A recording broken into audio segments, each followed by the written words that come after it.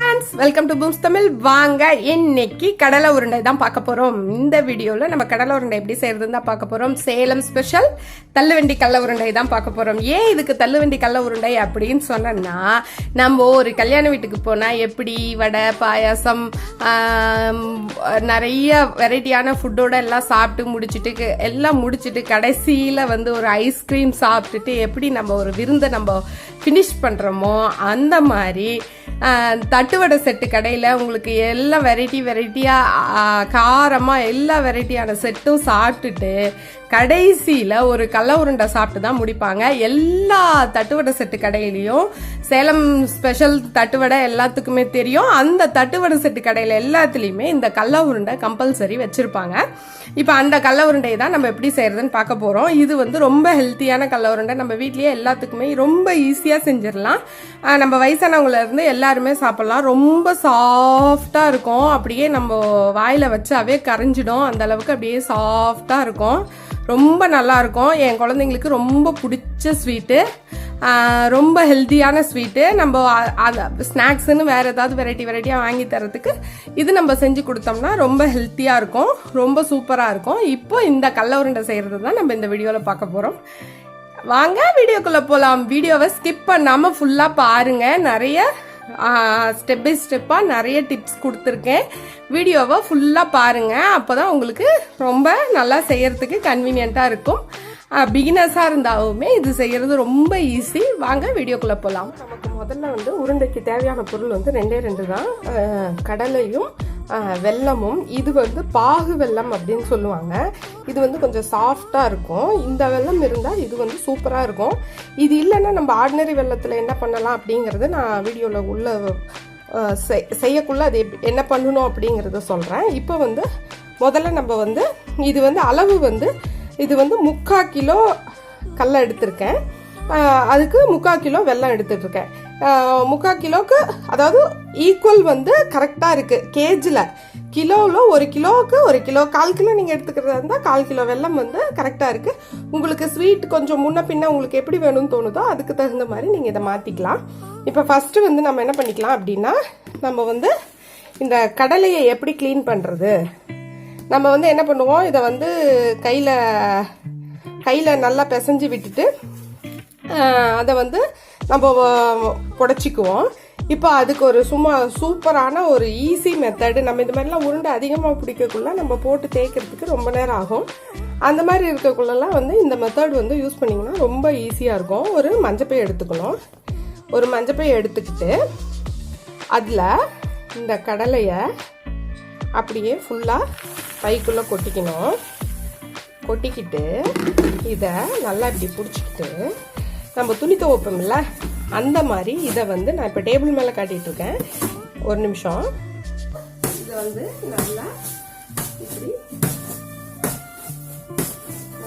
தட்டினோம்னா நல்லா ஒரு 10-15 தாட்டி ஒரு 10 to 15 டைம்ஸ் இந்த மாதிரி நம்ம தட்டக்குள்ள நமக்கு அந்த கடலையில் இருக்கிற தோல் பூராமே ரொம்ப ஈஸியா வந்துடும். பாருங்க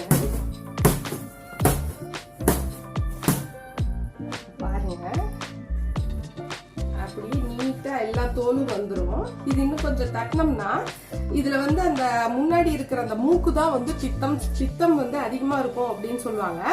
இப்படி தட்டக்குள்ள அந்த மூக்கு எல்லாமே உடைஞ்சு எல்லாமே நீட்டா வந்துடும். இப்ப பாருங்க கிளீனா நமக்கு இருக்கும். நமக்கு பாருங்க அந்த ஒரு 10-15 தாட்டி தட்டினதுக்கு உங்களுக்கு நீட்டாக பூரா தோல் பூரா பிரிஞ்சு க்ளீனாக வந்துருச்சு பாருங்க. அந்த மூக்கு கூட எல்லாமே ஒரு 90% எல்லாமே மூக்கு தனியாக வந்திருக்கும். இந்த மூக்கு தான் பித்தம் அதிகம் அப்படின்னு சொல்லுவாங்க. இது வந்துருச்சுனாவே நமக்கு பித்தம் குறைஞ்சிடும். கடலை சாப்பிடக்குள்ள பித்தம் ஏறும் அப்படின்னு சொல்லுவாங்க. நம்ம வெல்லத்தோடு சேர்த்து சாப்பிடக்குள்ள நமக்கு அந்த பித்தமும் இருக்காது. இருக்கிற பித்தமும் இந்த மாதிரி மூக்கெல்லாம் எடுத்துட்டோம்னா இப்போ இதை ஈஸியாக நம்ம புடைச்சி எடுத்துக்கலாம். அதுக்கப்புறம் வெல்லத்தை நம்ம இப்போது வெல்லத்தை இது பாகு வெல்லம் அப்படின்னு சொன்னல, அதனால் இதை ஈஸியாகவே இப்படி கட் பண்ணோம்னாவே கட் ஆகும். இந்த மாதிரி நம்ம வெல்லத்தை பூரா இப்படி செதுக்கி வச்சுக்கலாம். இல்லை எனக்கு கட் பண்ண வரலன்னா நீங்கள் கவரில் போட்டு கல் வச்சு பொடி பண்ணியே வச்சுக்கலாம். இது வந்து ஈஸியாக இப்படியே கட் பண்ணாவே ஈஸியாக கட் ஆகும். பாருங்கள், இந்த மாதிரி ஈஸியாக கட் பண்ணிவிட்டு இப்படி பொடிச்சோம்னா நமக்கு ஈஸியாக பொடிஞ்சிடும். இந்த மாதிரி இந்த வெல்லத்தை பூரா பொடிச்சு எடுத்துக்கலாம். இப்போது இந்த கடலையை நம்ம நீட்டாக பொடிச்சு எல்லாம் எடுத்துட்டோம். இப்போ இதில் பாருங்கள், நான் கையில் ஒன்று கூட இப்படி பண்ணலை. எல்லாமே வந்து அந்த அந்த ஒரு 10-15 தாட்டி அந்த பையில் போட்டு அடிக்கக்குள்ளேயே பூரா வந்துருச்சு. அந்த முழிவு கூட, அந்த முன்னாடி இருக்கிற அந்த மூக்கு கூட இருக்காது, எல்லாமே வந்துருச்சு. நான் புடச்சி எடுத்துக்கிட்டேன். இப்போ இது வெல்லத்தை வந்து நம்ம அறுத்துட்டு இப்படி கையை வச்சு கையில் வந்து இப்படி பொடி பண்ணி விட்டுக்கணும். நமக்கு இந்த வெல்லமே வேணும்னு அவசியம் இல்லை. இந்த வெல்லம் இருந்தால் கொஞ்சம் எக்ஸ்ட்ராவாக அந்த உருண்டை வந்து நல்லா சாஃப்டாக கொஞ்சம் ஈரப்பதத்தோடு இருக்கிற மாதிரி இருக்கும். ஆர்டினரி வெல்லம் இருந்தாலும் தாராளமாக எடுத்துக்கலாம். இப்போ வந்து இந்த கடலையை வந்து நம்ம ஒரு மிக்ஸி ஜாரில் பூரா போடக்கூடாது. நம்ம இதை வந்து ஒரு 2 times 3 times இதை வந்து சும்மா ரஃப்பாக, ரொம்ப நம்ம அரைச்சிட்டோம்னா எண்ணெய் வந்துடும், மாவு மாதிரி ஆகிடும். அந்தளவுக்கு விடக்கூடாது. நம்ம கொஞ்சம் ஒரு 2-3 times வந்து இதை வந்து ரஃப்பாக வந்து பவுட்ரு பண்ணி எடுத்துக்கலாம். இப்போ இது பாருங்கள், சும்மா ரஃப்பாக, அதாவது பொடி பொடியாக தான் இருக்கணும். கொஞ்சம் அதிகமாக விட்டுட்டிங்கன்னா, சும்மா லைட்டாக ஸ்பின்னில் மட்டும் விட்டு எடுத்திங்கனாவே போதும். அதிகம் விட்டிங்கன்னா எண்ணெய் கக்கிரும், ரொம்ப சீக்கிரம் அரைப்பட்டுரும், ரொம்ப நேரம்லாம் இழுக்காது. இப்போ இதோட வந்து நம்ம இந்த கட் பண்ணி பொடிச்சு வச்சுருக்கிற வெல்லத்தை வந்து இப்போ இதோட சேர்த்துக்கணும். இப்போ இதோட இந்த வெல்லத்தை சேர்த்துக்கிட்டு இப்போ இதை ரெண்டையும் நம்ம கையிலேயே நல்லா கலந்து விட்டுக்கணும். கலந்து விட்டுக்கிட்டு இதை வந்து திரும்ப நம்ம மிக்சியில் சும்மா லைட்டாக போட்டு நமக்கு இந்த வெல்லமும் இந்த கடலையும் மிக்ஸ் ஆகிற அளவுக்கு நம்ம வந்து இந்த பாகு வெல்லமாக இருந்தால் உங்களுக்கு வந்து பாகு வெல்லத்தில் வந்து உங்களுக்கு கட்டி வந்து மேக்ஸிமம் இருக்காது. நம்ம அறுக்கிறதுனால வந்து அறுக்கக்குள்ளேயே கட்டியெல்லாம் இருக்காது. நீங்கள் சாதா வெல்லம் எடுத்துக்கிறதா இருந்தால் அந்த கட்டியாக இல்லாமல் நல்லா நைஸாக இருக்கிற அளவுக்கு நீங்கள் பண்ணி எடுத்துக்கணும். அப்போ தான் வந்து உங்களுக்கு மிக்சியில் திரும்ப போடக்குள்ள மிக்சி அடி வாங்காமல், மிக்சிக்கு ஸ்ட்ரெயின் இல்லாமல் இருக்கும். பெரிய பெரிய உருண்டையாக இல்லாமல் நல்லா சின்னதாக பொடி பண்ணிக்கோங்க. இப்போ பாருங்கள், இந்த வெல்லத்தோட நம்ம இதை நல்லா கலந்துட்டோம். இப்போ இதை வந்து கொஞ்சம் கொஞ்சமாக சும்மா ஒரு இவ்வளோவா இதை வந்து ஒரு 3 to 4 times, இப்போ இது கடலையை வந்து நான் 3 times பவுட்ரு பண்ணேன். இப்போ இதை வந்து கொஞ்சம் கொஞ்சமாக இந்த மாதிரி ஒரு 4-5 தடவை வெல்லம் சேர்ந்துருக்கனால இப்போ ஒரு 4-5 தடவை இதை வந்து நைஸ் பண்ணிக்கலாம். இப்போ பண்ணிக்கிட்டு காட்டுறேன். இப்போது இது பாருங்கள், சூப்பராக ரெடி ஆயிடுச்சு. இப்போ பாருங்கள், இப்போ இதை வந்து இப்படி எடுத்து இப்படி உருண்டை பிடிச்சோம்னா நமக்கு ஈஸியாக பிடிக்க வரும். இது வந்து இந்த பாகு வெல்லம் அப்படிங்கிறதுனால இது சாஃப்டாக இருக்கும், நமக்கு பிடிக்கிறதுக்கு ரொம்ப ஈஸியாக இருக்கும். இதே நம்ம ஆர்டினரி வெல்லம் போடுறதா இருந்தால் இந்த ஸ்டேஜில் நம்ம என்ன பண்ணணும்னா, இந்த மாதிரி குவான்டிட்டி அதிகமாக பண்ணுறதா இருந்தால் இந்த மாதிரி பவுட்ரு பண்ணி எடுத்து வச்சுட்டு இதை திரும்ப வந்து கொஞ்சம் கொஞ்சமாக மிக்சியில் ரன் பண்ணிவிட்டு உடனே அதை எடுத்து உருண்டை பிடிக்கணும். நம்ம வெயிட்டிங் வைக்காமல், நம்ம 1/4 கிலோ பண்ணுற மாதிரி இருந்தால் ஒரு 2 times தான் போட முடியும். ஒரு 2-3 times போடக்குள்ளேயே நம்ம இப்போ இந்த மாதிரி எல்லாத்தையும் ரெண்டையும் மிக்ஸ் பண்ணிவிட்டு இதுலேயும் நம்ம ஒரு இடத்துல வெல்லம் அதிகமாக இருக்கும், ஒரு இடத்துல வெல்லம் கம்மியாக இருக்கும், அந்த மாதிரி இல்லாமல் எல்லாமே பூரா ஒரே மாதிரி இருக்க மாதிரி இந்த மாதிரி நல்லா கலந்து விட்டுட்டு இதை வந்து திரும்ப ஒரு தாட்டி மிக்சியில் கொஞ்சம் போட்டு ஒரு 2 times விட்டுட்டு அப்படியே அந்த ஹீட்டு ஒரு மைன்யூட் ஹீட் இருக்கும்ல, அந்த ஹீட் இருக்கக்குள்ளேயே, மைல்டான ஹீட் இருக்கக்குள்ளேயே நம்ம வந்து எடுத்து நம்ம உருண்டை பிடிச்சோம்னா நமக்கு ஈஸியாக உருண்டை சேரும். இப்போ பாருங்கள், இதை உருண்டை பிடிச்சிட்டு நான் வந்து அதுக்கப்புறம் உங்களுக்கு இன்னொரு டிப்ஸும் இதில் வந்து இன்னொரு விஷயமும் இருக்குது. நான் உருண்டை பிடிச்சிட்டு உங்ககிட்ட காட்டுறேன். இப்போது பாருங்கள், உருண்டை பூரா நம்ம உருட்டியாச்சு.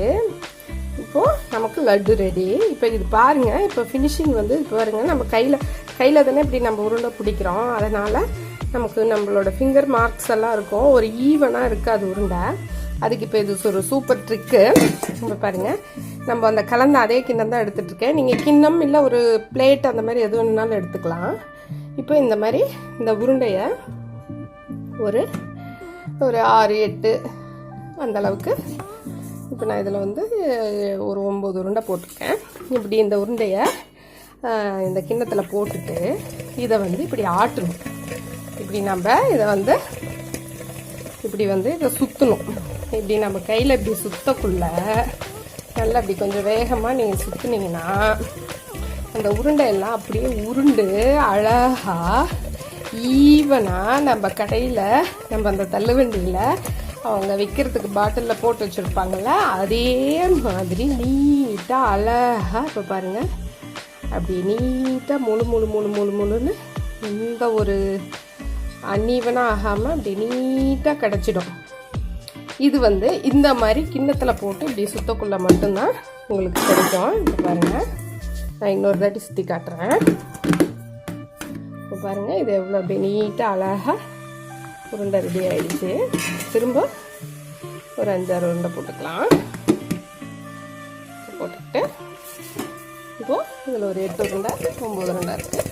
இப்போ பாருங்கள், இப்படி நல்லா 2 கையில் பிடிச்சி இல்லை ஒரு கையில் எப்படி இருந்தாலும் இப்படி சுற்றினோம்னா சும்மா சூப்பராக. நம்ம கடலை மிட்டாயெல்லாம் வந்து நம்ம பெரியவங்களால் சாப்பிட முடியாது.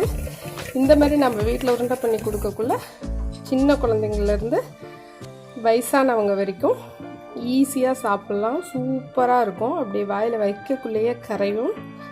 சூப்பராக இருக்கும். இப்போ பாருங்கள், நீட்டாக நமக்கு அழகாக உருண்டை ரெடி ஆகிடுச்சு. இப்போ இதே மாதிரி நம்ம எல்லாத்தையும் உருட்டிட்டு நம்ம ஒரு டப்பாவில் போட்டு வச்சுக்கலாம். இது 1 மந்த் இருக்கிற வரைக்கும் 1 மந்த் 2 மந்த்ஸ் வரைக்குமே எதுவும் ஆகாது. அவ்வளோ நாளில் நம்ம வச்சுருக்க மாட்டோம். செஞ்சோம்னா சாப்பிட்டு காலி பண்ணிடுவோம். இது சூப்பராக இருக்கும். மறக்காமல் ட்ரை பண்ணி பாருங்கள். என் பொண்ணுங்களுக்கு வந்து லட்டு அப்படின்னா தான் இது பிடிக்கும். கடலை லட்டு இல்லை சோட்டா பீம் பார்த்து அவங்களுக்கு லட்டு சொன்னால் தான் தெரியும். இது நம்ம லட்டு ரெடி. குண்டு குண்டாக ஈவனாக நீட்டாக நமக்கு லட்டு சூப்பராக ரெடி ஆகிடுச்சு. பாருங்கள், அந்த அன்ஈவனே இருக்காது. இப்போ உங்களுக்கு இந்த மாதிரி செய்யக்குள்ள உங்களுக்கு அந்த டிஃப்ரென்ஸ் தெரியும். இது பாருங்கள், இது உருட்டினது, இது நம்ம கையில் பிடிச்சி மட்டும் வச்சுருக்குது. இதுக்கும் அந்த டிஃப்ரென்ஸ் பாருங்கள். இது நீட்டாக இருக்கும். இது வந்து அந்த ஃபிங்கர் பிரிண்ட் இதெல்லாம் இருக்கும். இந்த மாதிரி பண்ணிட்டீங்கன்னா சூப்பராக ஒரு ப்ரொஃபஷ்னலாக எப்படி கடையில் நம்ம வாங்கக்குள்ளே எப்படி இருக்குமோ அதே அளவுக்கு சூப்பராக கிடைக்கும். உங்களுக்கு இந்த உருண்டை அவசியம் பிடிச்சிருக்கும்னு நினைக்கிறேன். இந்த வீடியோ பிடிச்சிருந்தா மறக்காமல் லைக் பண்ணுங்கள். உங்கள் நண்பர்களோட மறக்காமல் ஷேர் பண்ணுங்கள். இதே மாதிரி வேறு உபயோகமான வீடியோவோட அடுத்த வீடியோவில் சந்திப்போம். பாய்.